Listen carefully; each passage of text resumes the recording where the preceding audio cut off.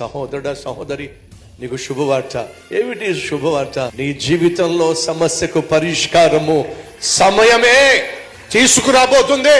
నువ్వు అరవడం వల్ల, కేకలు వేయడం వల్ల, ఒంటరిగా కూర్చుని ఏడవడం వల్ల, దుప్పటి లేకపోతే దిండు కన్నీళ్లతో తడిపేయటం వల్ల నీ సమస్య తీరదు. మరే నన్ను పిలిచిన దేవుడు నమ్మకమైన వాడు, వాగ్దానం చేసిన నమ్మకమైన వాడు. ఖచ్చితంగా నా జీవితంలో కలుగు చేసుకుంటాడు. నా కన్నీళ్లు కొట్టేస్తాడు, నా అవమానాన్ని తీర్చివేస్తాడు. తగిన సమయంలో నన్ను కూర్చోబెట్టవలసిన చోట కూర్చోబెడతాడు, చేర్చాల్సిన గమ్యానికి చేరుస్తాడు. నా జీవితంలో నేను కన్న కలలు సాకారము చేసే దేవుడు నా జీవితంలో అద్భుతము చేస్తాడు. ఎవరు ఎదుటైతే నేను తల దించుకున్నానో వారు ఎదుటే నా దేవుడు నా తల ఎత్తే రోజు ఒకటి రాబోతుంది అని నువ్వు నమ్మినట్లయితే నువ్వు చేయాల్సిందే తెలుసా?